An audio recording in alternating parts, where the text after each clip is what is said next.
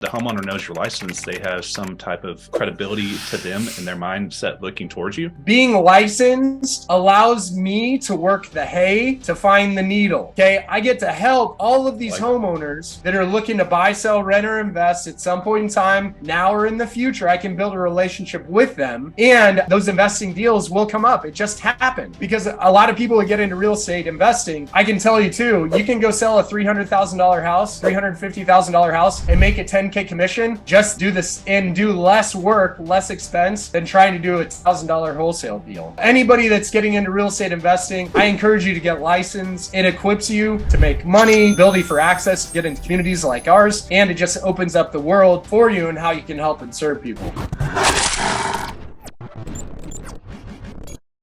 Guys, I'm excited to have one of my good friends on here, Ben Deal. He is a rock star. He's coming up in the industry now for 20 years in the sales background, but he's also been full-time in real estate for 7 to 8 years in the real estate investment space. And he's also an eXp icon agent, which is what we're talking about here today. If you guys don't know what an icon agent is at eXp, it's pretty much a top 1% agent in the industry. Last year, Ben did 39 transactions and over $10 million in sales. And we're going to go into how an investor thinks, why they got their license in the first place, and how they use the eXp really business model to become an icon agent, and how they generate these leads and how they run their business, and how Ben basically did these 39 deals and became one of the recognized icon agents at eXp. But Ben, looking forward to having you on the show today, man. I'm excited. I know you're doing a lot of good things, but let's get you on here. Maybe fill in a couple little gaps there, anything about your story that I didn't kind of already tell the audience, and anything you want to go over before we kind of dig on in. Yeah, no, man, definitely grateful. I'm excited to be here.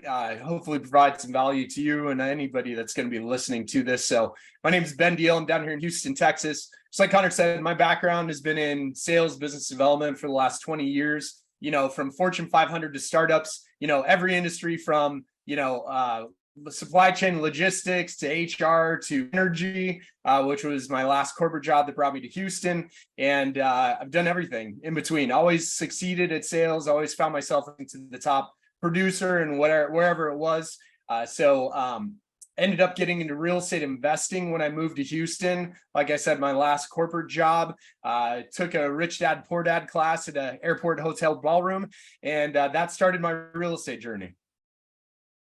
So you came up in the investment world first, and you did that for how long? And you kind of really focused on what you were flipping, rentals, like what was your main focus in kind of doing that? And then what made you get your license? Because everybody knows my story about how I kind of did the same thing. I came up in the investment world full time for, a number of years. And then I got licensed and I came to eXp and had the success we have now. You did it in a very similar way. What made you decide to finally get licensed? Because a lot of investors are told, don't get a license, it creates extra liability, or it's an extra problem for you, it's going to be a hindrance in your business. And it's simply just the opposite, which is what most people figure out once they do get licensed. But kind of give me an idea of how all that played out, and then we'll talk about how you became an icon agent so quickly. Yeah, no problem. Well, I'll tell you why I got into real estate investing. It was because I was scared, to be honest with you, because I knew that the normal 9-to-5 corporate life that I'd been in and out of, for the last 20, at that time it was 15 years. I just knew that wasn't the answer. And I knew, based on information I had gathered, reading Rich Dad, Poor Dad, looking at the most successful people in the world, real estate was in, around, or some part of the mix, and specifically the real estate investing side. So even though my wife was 6 months pregnant, even though, we had to drive all the way out to the, airport hotel to listen to this conference, this 3-day workshop where there was a big pitch at the end for all this money that we didn't have, it started my journey because I knew that the path to freedom started with and through real estate. And more importantly, I knew it was accessible. So when I started my real estate journey, it was by wholesaling. And what I've come to find, a lot of people say, yeah, wholesaling sounds super simple, but it's not easy. And I realized that. My wife and I started our own operation. My wife was pregnant. We'd go drive for dollars. We'd door knock foreclosures in the summer heat of Houston, and got a couple properties under contract. Nothing ever happened. We didn't end up wholesaling them. They didn't come through. I just didn't know what I didn't know.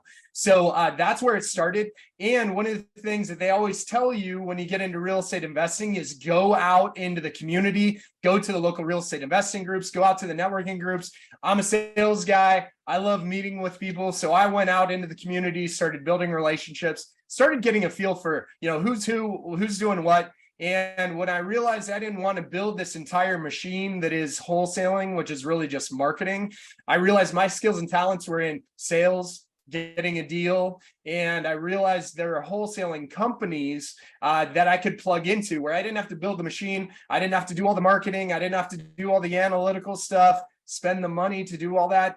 So I plugged in and partnered with a couple of wholesaling companies here in Houston, had a lot of success in a short period of time. I did that for like pretty much 3 to 4 years before I transitioned out of wholesaling to working with one of the biggest real estate investors in Houston.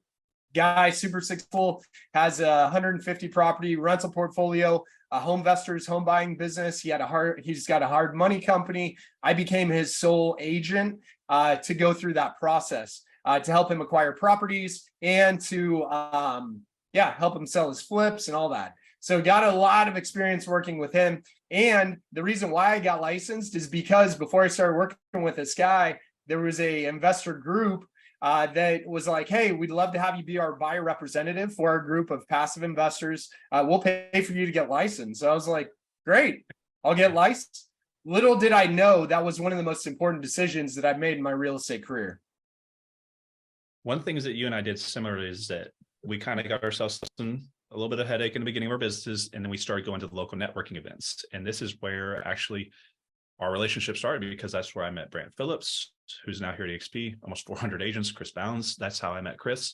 And that's how we ended up meeting. So we all had that similar mentality. And I don't think enough people think this way anymore because we're so tech driven and there's so many, Facebook groups and stuff on the internet, stuff on TV. You need to have people in your life. And the way that you find people is you go where people are at. And these are the networking events. And many times those relationships that you meet at these networking events that seem so casual and so common in the beginning, 2, 3, 4, 5 years later, those relationships led to the business that gives you the food that putting on your family's dinner table, if that makes sense. Like the opportunities come from the people you meet today in the future after developing those relationships. And it is important to understand that you need to get out there and build that network. But let's talk about your production business here. You did 39 houses. That's incredible. Over $10 million in sales. And you're still running your investment business. But how did you do these 39 transactions? I think a lot of people want to know, how does someone do this type of transaction volume? And you did it in a couple of different ways I think you want to go into. But what are some of the ways that you're using to generate this type of transaction volume that you did last year? Yeah. So last year was my first year as an independent agent. So I had been working with a couple small, independent owner brokerages, just like the guy I just mentioned. And how I had built my business foundationally, it is working with investors. The reason why I chose to work with investors, one, it's community I was already a part of. And two, the frequency of transactions is the most important. So in the retail world, and people that are looking to buy or sell a property on kind of the retail side, they typically will buy a house every 5 to 7 years is what they say. On the investment side, I know people, and I've got clients that are buying houses a couple a year, a couple a month, once a week. Like the frequency of the purchase and acquisition or the sale of working with an investor is way higher. Even though I do give a concession or some consideration in terms of like my commission and working with them, I'm willing to sacrifice a little bit of my commission or compensation for a long-term relationship where the volume will be much higher. So my production my first year was about 50% working with investors. That is the foundation of my business. That's what I share with my team. Build the foundation of your business that will be unshakable. That does not mean I went out and worked with 20 investors. It's really to build a team of 3 to 5 active investors that are buying properties on an annual basis. That became my foundation. That's what I recommend to my team. Anybody that's getting into real estate, just work with investors, build the relationships. It's a relationship business. That's how I met Connor, that's how I met you, Connor. That's how I met Chris and Brant. It was through those events. And it's about differentiating myself as a realtor, as a licensed agent that will actually provide value to them, help them build their business, that I'm invested in their business. I'm not just looking for a deal. I love what my guy, Ricky Caruth says. He says it's relationships over transactions. So the foundation of having relationships and working with investors was the most important for me and the success I've had in my business my first year and continuing through this year. Second is working your sphere of influence. So, people don't know that I'm a real estate agent if I don't tell them. Just because I got licensed, there's no entitlement for anybody to think about me to, for me to help them buy, sell, invest, rent a house. So I actively went out and shared and told people, hey, I'm in real estate. How can I be helpful? What can I do? What resource can I provide to you? And I had a lot of people that came through that channel, especially leveraging and sharing my story, my journey on social media. Like even now, I've got a property under contract, from a guy that I went to a CrossFit gym with 3 years ago that I'm buying next week. And that was all because I had shared my story, documented everything on social media over the last 3 years. Like I hadn't talked to him. And so anyway, like working with my sphere of influence, cultivating that sphere, just who can I help? How can I serve? How can I help people in and around the world of real estate to emphasize myself in that space? And then the last one is I'm grateful for my coach, Michael Burth, that I work with. Identify the strategic partnerships that I've got in my business. Chris, who you had mentioned, just shot me a lead right when I joined the team. It was a pre-approved VA lead. And I was like, yeah, absolutely. I will work anything. And anybody that's getting into real estate, work any opportunity, any lead, because you don't know what's going to come from it. And this was a perfect example of that. Chris fired me a lead, guy that was looking to move to Houston, veteran, super challenging, not easy by any means. The guy never ended up buying a house, but that lead source has turned into like over 65 leads in the last 12 months. So it's turned into this incredible stream of business that I've been able to participate in, and I've been able to share those leads out with my team. And it was just because, one, I honored the opportunity to work and serve with someone. Two, I identified that this was a strategic opportunity that I could leverage and build into my business. So I really started curating, taking care of those relationships, the guy that was sending me the lead, the loan officers that I was working with at this company, because from there, like it's still continuing to grow and bloom. It's become an important part of my business. Awesome. Let's go into detail on some of those. So like the first one is, this is a very common way that people do a lot of transactions is working with investors. And when you think about the lifetime value, you've heard that kind of phrase before, the lifetime value of a customer is much higher as compared to an owner occupant. Let's say, they may buy a few houses here and there. They may refer you to a friend or family member, but they're not just buying over and over and over. So when you're working with these investors, are they, these are mostly rental properties that they're buying, or their house flips, or everything in between? And then if you're focusing mostly on the rentals, are you also helping them, get into the lease side of the business? Meaning once they buy the property, are you helping them lease it as well? Or is that something that you don't mess with? Yeah, great question. So I think the most important thing working with investors is to get in alignment with what they're looking to create. And so, just like at the very beginning from the jump, like I got into real estate to create generational wealth, financial freedom. That's what investors are doing as well. So understanding what that looks like for them and, what goals are. So if long story short, the majority of the investors I work with are those that don't have time, they've got the money, and they want to invest in real estate to build a rental portfolio. So those are the people that I look for, that I know I can build value to, because they're engineers, they're professionals, they're business executives, they're guys that want to invest. They know a little bit how to, but the most important value that I bring to them is the deal. I can help curate the deals for them. So I go through, I set up searches, I leverage my relationships in the investor world, wholesalers that I know, deals that I come up with. I understand their criteria. So when I get an email with a blast from, somebody looking to market an off-market property, I can say, hey, that one looks like, this would be a good fit for XYZ investors. So, for me, it's getting in alignment with the investor, understanding what their goal is for, this year, how many properties they're looking to acquire. And, if they're looking to buy and sell, they're looking to create capital through flipping, I will absolutely help them do that as well. It's just, the frequency of those is becoming less and less in the market. Wholesalers are way smarter. They're, knocking out all the margin on the deal just on the wholesale. So, those are a little bit tougher to come by, but I highly recommend working with investors that want to be more on the passive side. They need help finding deals. And that's really how I started working with them. So is this just like through just being in the business, going to the networking events, just sheer volume of being out there and being active, that you came across these individuals, or you had an intentful strategy where you're like, okay, I'm going to go out there and I'm going to find these specific types of investor buyers? How did you kind of come across those relationships? Because I'm sure people want to know how they could go find them, or is this just simply by going to networking events and just being present enough that they just develop those relationships over time? Yeah. I mean, one, it's just about being opportunistic. So seeing where the people are, who you talk to. But yeah, for me, it's all about the networking. Business real estate is a contact sport. Like whatever's happened over the last couple of years, like I still get out. I love meeting people. I love interacting. The one thing that I do know in the world of real estate, if you walk into a room of 100 people that are in real estate, I thought there used to be a percentage of the people that were actually doing like 50%. Realized the more that I got into the business, realized it wasn't even 20%, 10%, 5%. It was literally like a few percent of the people in the room are actually doing the business. So you got to use a lot of discernment, a lot of qualifying, who's real, who's not.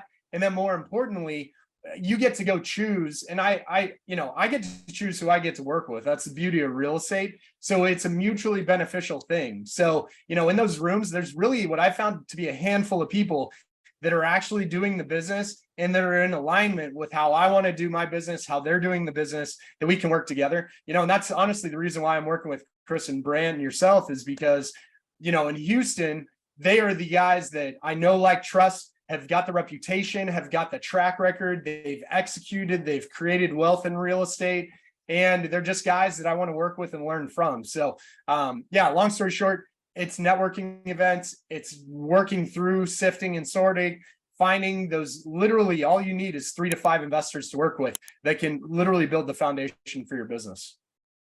Yeah, I think it's a great strategy. I think a lot of people are not really thinking about it that way, and when they really kind of dig into it, it does have a lifetime value much higher as far as a client. Now, you mentioned something earlier about leads turning into other leads. You said you had like a lead that fell through and it related into a lot of other business opportunities.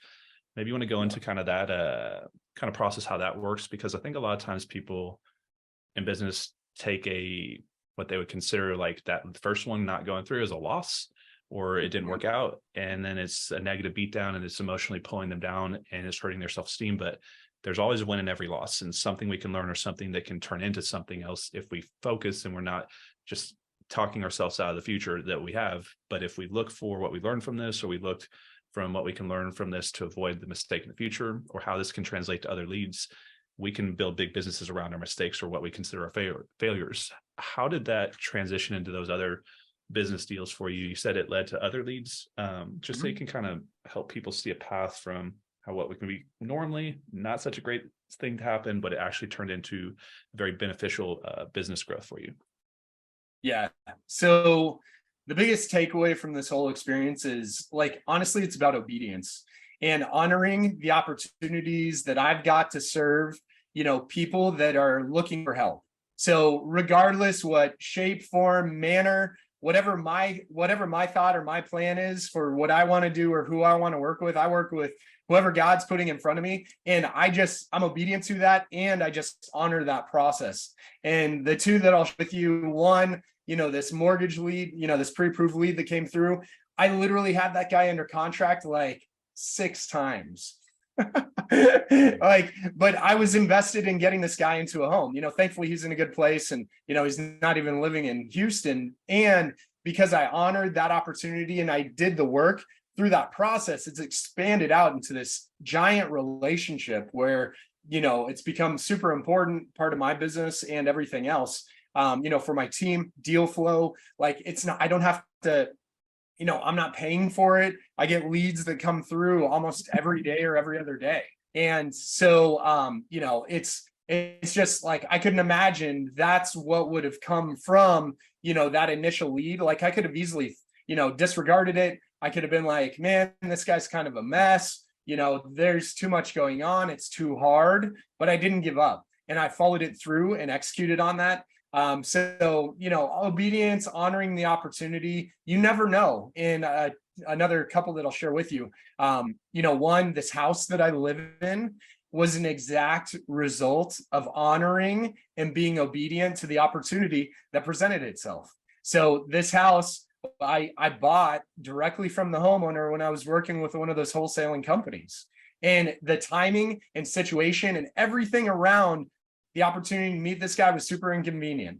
I was already home. It was 4 o'clock in the afternoon. I was in the middle of Houston. There was rush hour traffic. The meeting was at 5 o'clock on the north side of Houston. And I still went because I honored the time and opportunity, even though it wasn't a wholesale deal, even though it wasn't a flip. It turned out this was the deal for me. God bless me with this house. It's a much longer story and testimony, but because I honored that, like that's how I got into this house. And I was equipped, with a whole lot of information from the investing world. A lot of people talk about subject to owner finance. That's how I got this house. The other thing, I had an opportunity where a friend of mine, an agent, he had a rental that he wanted me to list for him. I was like, yeah, no problem. Super big pain in the butt. But what ended up happening was a 30,000 wholesale deal came out of the tenant that ended up leasing that house. Because the lady that walked in had a pipe freeze, her house hadn't been put back into shape. So like I could have easily been like, man, I don't want to do a rental listing. Man, I don't want to go to that appointment on the opposite side of town in traffic. Man, I don't want to work this lead that's a total pain in the butt. Like I'm just knocking my head against the wall. Like, is this ever going to work? I just was obedient. I honored the opportunity to serve. And like, I've just been blessed as a result. Yeah, I mean, what you're saying here is very important. Most people probably aren't reading between the lines, but when you don't want to, you need to, meaning there's all sorts of times throughout the week when you're going to be exhausted, your emotions aren't going to be there. You could be having a fight with a personal relationship or something, and you need to go to an event, or that you need to do this, is in your schedule to do it. And then many times, what do? We back off and we go home and we tuck tail and we don't go. So for example, Ben wouldn't even be on this podcast right now working here at eXp with us if I hadn't done a very similar thing, because there was a day, this is like it's been like 4+ years ago, where I was with Ian, one of my partners above me. You guys know Ian Flanagan, and we've been driving around for hours, all day, meeting people, going to look at properties, meeting with agents, and we were going to go to this networking event at Quest IRA that night. And I just remember Ian being like, he isn't getting calls from his wife. He's like, I got to go. He just had a new kid and he went home. And so I was like, well, maybe I'll just go home tonight too. I'm exhausted. And I was like, no, I'm going to go to this meeting. I had to intend to go to this meeting when the day started. When I went to that meeting, which I almost did not, I literally almost drove home, and I said, this is not what I need to be doing. If I really want to win, I need to give it my all and do what I say I'm going to do. And I showed up to that meeting, and guess who was there? That's where I met Brant. Yep. So that's when I met Brant Phillips. And then Brant Phillips came on. That's when I got connected to Chris Bounds, and that's how I got connected to Ben.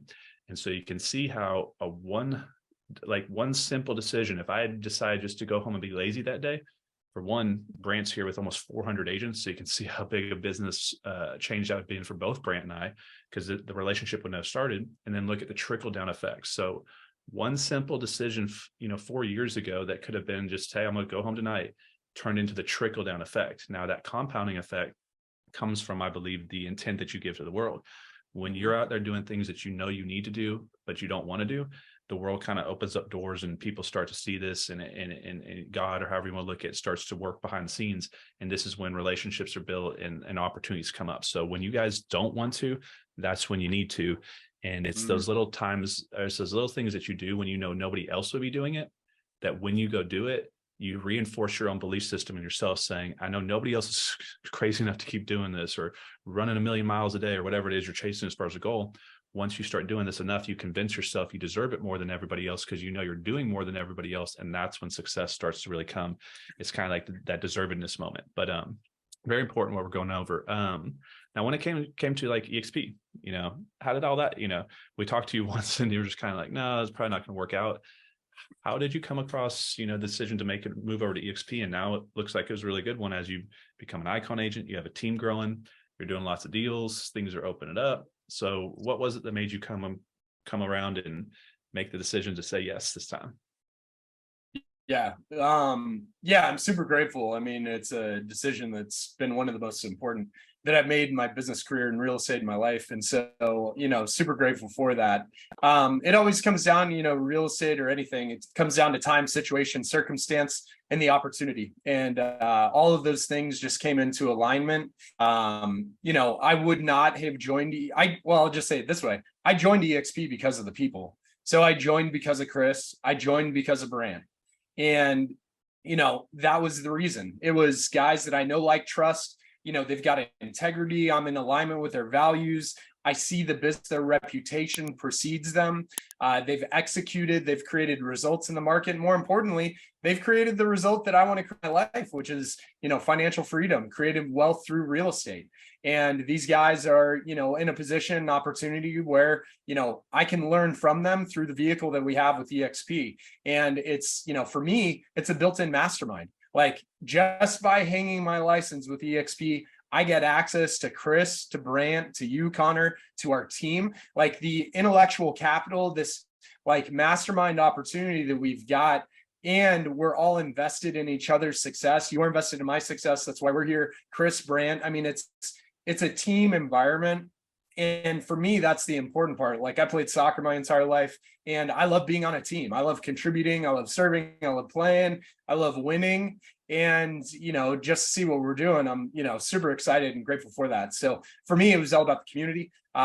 Second, right behind that, why I joined eXp was the opportunity. So I'm an opportunist. I want to see where I can win. I want to see where I can, earn something, create something that I can get something back that's unique to the marketplace. And, those are really the two reasons why I came over. I mean, so a lot of people talk about EXP, about, three income streams. We got stock, we have rev share, we have production, but they don't really talk about number four, which I talk about, proximity capital, relationship capital, which is, you take someone like a Brant, like if you were to get proximity to Brant and to have his time previously, and let's say you were a stranger to Brant, you're paying a lot of money per hour just to get in front of someone like Brant. Oh yeah. You pay a fraction of what you'd pay him an hourly, probably $300, $400, $500. Who knows what you have to pay per an hour? It's $85 a month to be at eXp. But for $85 a month, you name Ben or Brant or someone who's talented and has the ability to help you as their sponsor. Now you have proximity, now that you're a partner. So instead of hiring a coach or a consultant and paying a fee that's more expensive, for a smaller monthly fee, now you're in partnership with these top entrepreneurs. It's really incredible when you think about the capital, the relationship capital that you can build long term, and how to get into proximity with people that you normally couldn't have done before. So in the investment world, this was never possible before. So like a lot of people always were like, hey, how do I get coached by you? How do I get trained by you? Can you be my mentor? But in the investment world, it's a lot more of a unilateral, selfish business, meaning if I just buy more rentals, they're just going to my rental portfolio. If I flip another house, it's just another check. But this is more of a teamwork business. This is more of a social dynamic business where I'm willing to coach and train and share everything I know with my agents. But I wouldn't just simply do that with other investors in my marketplace, because we're competing over the same inventory and it's not the same. But over here on this agent side, using the eXp vehicle, I've got agents that join me from around the country that I'm giving them tens of thousands of dollars of education avoidance. You mentioned you had to go through a rip-off stage guru. So did I. That's how I went into debt to start out my business. Now an agent just needs to get a license and hop into a strong team like ours or any other one of the top teams providing good value. And they don't even have that education expense. They don't have to put up tens of thousands of dollars anymore to learn all these skills like time management, communication, marketing, social media. All these things are taught within our group. And then also the relationship capital. So instead of having to go through the networking cycle, which is still important to go through, but think about if Ben went for 10 years to all these networking events locally, he can meet some people, build strong relationships. But if he aligns with someone like Brant, who's been in the business for 15 years, that's been building all those relationships ahead of time. Think about a cold relationship you're developing one-to-one that you never met the person, versus the handoff relationship where Brant says, hey, this is my good friend Ben. He's a rock star. Meet my other good friend, so-and-so, like an Eddie Gant or someone like that, or someone locally, where now the relationships compound across each other. So it really is powerful when you think about the income streams that come from that relationship, those relationships, and also the avoidance of expenses of having to pay for education, which a lot of people are doing in all sorts of different ways through home study courses and online mentors and things like that. But and real quick, specific.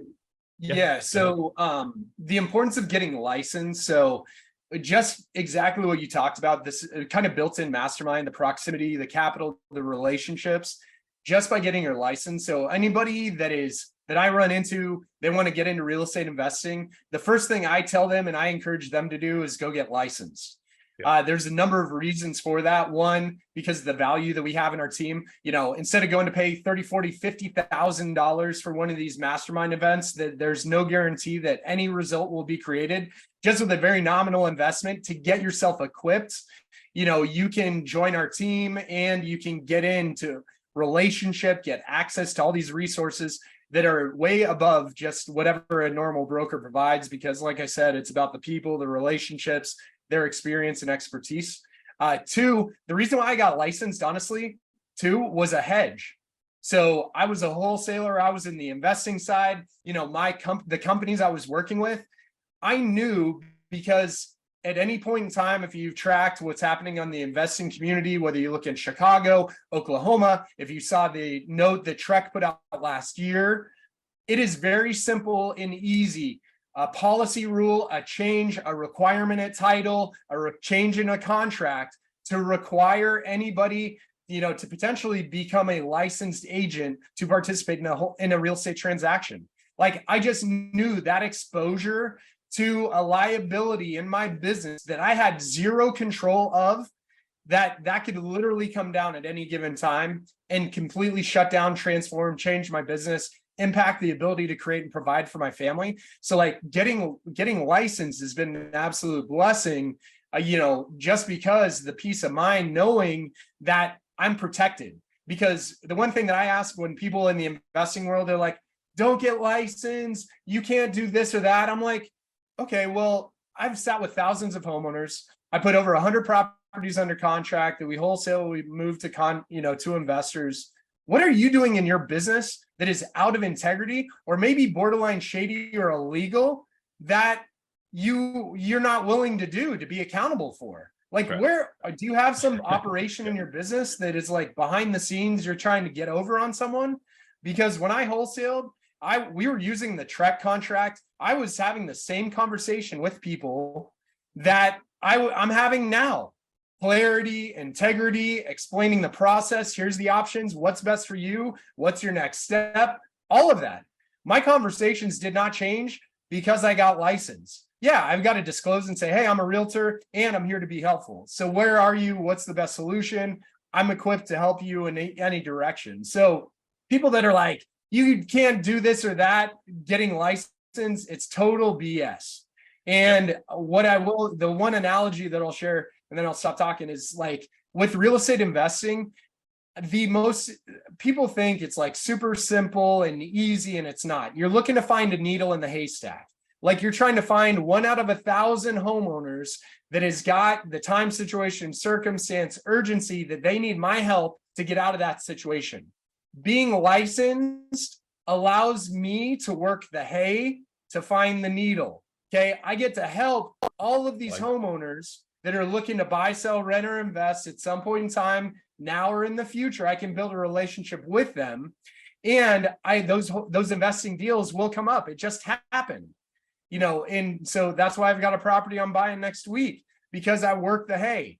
Because a lot of people who get into real estate investing, I can tell you too, you can go sell a $300,000 house, $350,000 house, and make a 10K commission. Just do this and do less work, less expense than trying to do a $1,000 wholesale deal. So, anybody that's getting into real estate investing, I encourage you to get licensed. It equips you to make money, to get ability for access to get into communities like ours, and it just opens up the world for you and how you can help and serve people. Yeah, I mean, as price points went up over the past 3-5 years, there's a lot of like $100,000 houses that you get under 100K and wholesale for 125, 130. You just don't see that type of stuff now. Most properties are 200,000-300,000. So the wholesale deals are smaller in relationship, but now a commission just to list that property or to find it is almost what we used to get for wholesale deals, if not more. Right. And the other thing is like talking to homeowners once I got licensed is actually easier because the homeowner knows your license. They have some type of credibility to them and their mindset looking towards you. It's just a licensed professional, not just someone off the street that what are they going to do? How am I going to get screwed over? How am I going to get taken advantage of? And also, yeah, you have an option for them. It's not just, hey, can I buy the property? I could also help you by listing the property. What's the best option for you and your family? And then there's just like a lot of benefits where you're not pirating someone's MLS or buying, an MLS system that doesn't have all the accurate data, has fragmented pieces of it. Once you buy a house, you can now, let's say you bought a rental property locally. If they're upgrading or downsizing in the same market, you can represent them. And if they're moving to a different state, you can do a referral deal and connect them with another eXp agent or something like that. So there's a lot of lost money. And when I started my business, because I fell into that trap of, don't get licensed, but I think it's tribal mentality, where if you came up in the investment world, like the networking events, they're like anti-agent. And then if you came up in the agent world, they're like, oh, those investors, they're just shady, trying to steal houses. Like, you need to do both sides of the business, meaning, so like I would say, like investors are like cats, and then agents are like dogs. And if you're about my age, so you remember that cartoon Cat Dog? So I say, be like Cat Dog, be both, because what this means is you're spending a lot of time, energy, and money generating leads. And I never forget it. Like the one that broke the straw that broke the camel's back for me was I had this lead from Arkansas come in. It was like a $600,000 listing. The lady did not understand that I was an investor, not an agent. And she kept just being like, can't you just sell my property? And this is like a $15,000+ check. And I just had to throw it in the trash because I didn't have my license ready. By the time I could go out and get licensed, that house and leads already gone. So you need to be the net without holes in it, or the salmon kind of slip through the holes. So go ahead and get your license so that when those opportunities show up in the future, you can capitalize on them. Same thing with an insurance license, makes sense to have. Now, the last thing I'll say, and then I'll shut up as well. But with the eXp model, it creates the first time in business history for a real estate entrepreneur to be a full 360-degree real estate entrepreneur, meaning doing both the investment side of the game and the retail side of the business, but having all three ways of creating income. So on the investment side, I think what's attractive to the agents that eventually become investors is wealth creation, because they work for equity and they work for cash flow. So we have three income streams: active or time traded, we have equity, and then we have residual income. And then on the investment side, you have active income through flipping houses and wholesaling. Then you have ownership and equity through the ownership of the property, the principal paying down, the equity position spread as the property goes up. And then you have the cash flow. So you have the residual income. But then if you look at, if that investor is also an agent, usually over here, they just have their sales income, which is active income. They don't have any ownership, and then they don't have a residual income. And so when I saw the eXp model that they were giving out stock awards, I was like, that's interesting. It's going to fill in an equity component on this side. And then the revenue share model, there's a residual income side. So on both sides of business, if you hold your license at eXp, you can earn active income, equity, and residual income. And why this is so important is it gives you the ability to take a massive risk and get way more aggressive with your marketing spend and the way that you're generating leads, because now it doesn't matter whatever price point the lead comes in or whatever the equity position is in the property, you can find the highest and best use exit strategy for that, and also have options for that homeowner. So that's why it's just getting a license for all investors is important, whether you come to eXp or not. But if you come to eXp, it's going to help you leverage a lot of leaks in the business and capitalize on a lot of those leads that you couldn't have monetized otherwise. And then also, like we're talking about relationship capital, when we were just at that event in Houston, remember we were doing masterminding on deals and how all of us were in a room trying to help each other work through tough deals and stuff like that. Who's going to do that? That's, one of those priceless types of things where if you get caught, where are you going to have this many experts in one room kind of sit here and give you their opinion on how to exit those deals?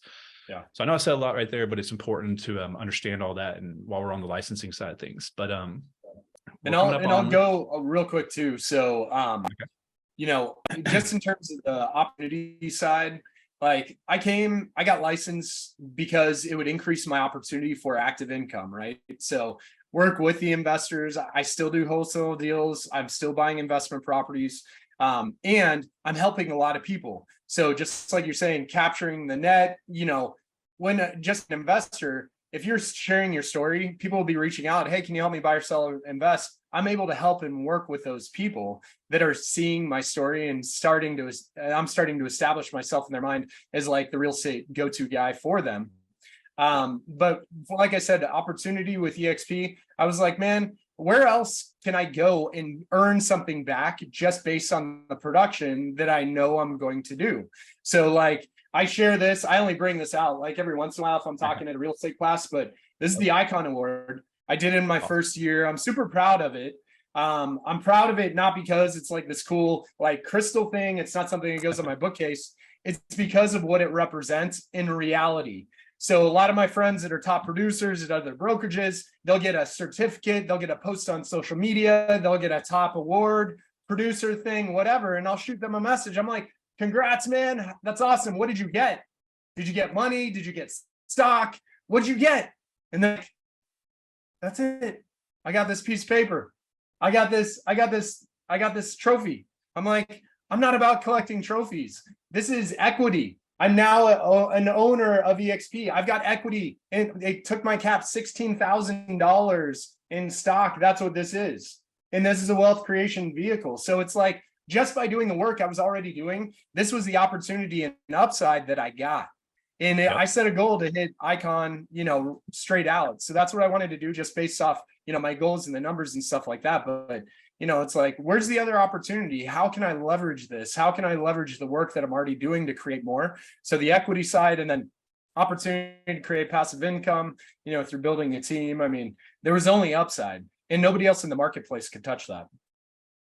Yeah. I mean, think about it, if you do that every single year, that's going to add up. And then also you hit it at a pretty good time when the markets are crushed. It couldn't be a better time to pick up that icon status when the stock's low. And so I tell people right now, it's like, scoop it up, because who knows what's going to happen in the next 2-5 years when the market turns back on. I mean, you saw how big it got, previously. We can't tell you stocks can go up, down, diagonal, horizontal, but right now scooping up a lot couldn't be a bad idea. Now, we don't have time to go into like the team building side. Now you are building a team, which is growing pretty quick here. So if you guys would like to reach out to Ben and have a conversation with both of us about joining Ben, learning how he's doing these strategies to become an icon agent his first year, you guys can do the same thing. We'll meet you on Zoom. So Ben, if you want to give how they can reach out to you and your Instagram following and things like that, we'll put also your information down below this. And I'll have Ben back on here, guys, to talk about team building as he's grown a successful team, but he is doing quite a bit with Brant and Chris and all of them for their agents. So if you want to find out more about what they're offering their team and how they're learning, or how they're doing these strategies and how to learn them from them, now's the time, Ben. Show them how to get a hold of you.